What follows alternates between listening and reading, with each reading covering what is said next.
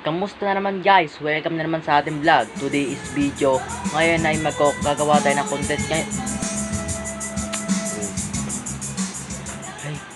Kamusta na naman guys? Welcome na naman sa ating vlog. So ngayon guys ay may papakita ko sa inyo unboxing. So ngayon ay may unboxing tayong Oppo A5s. So ngayon ay ito ang ating magiging vlog ngayon. So ngayon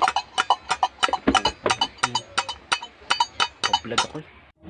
So ngayon guys, welcome na naman sa ating vlog. Today's video, may papakita ko sa inyong isang Buster Palm. So ngayon ay medyo maganda ito at nabili ko ito sa Shopee. So ngayon medyo mura lang at medyo ano lang, medyo mga nasa konting hipal eh. Welcome na naman guys sa ating vlog. Today's video. So ngayon guys ay mayroon na naman akong nabili sa Shopee. So ngayon itong vending machine na nabili ko sa Shopee. So ngayon ay medyo mura lang ito.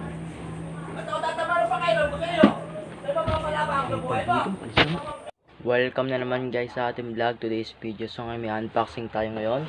So ngayon ito nga pala yung iLike. May bago ko nabiling maliit na speaker. Nabili ko lang din sa Shopee. So ngayon kasi guys, gusto natin gawin ito po.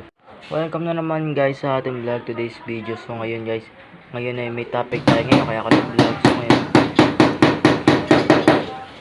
tik na alin.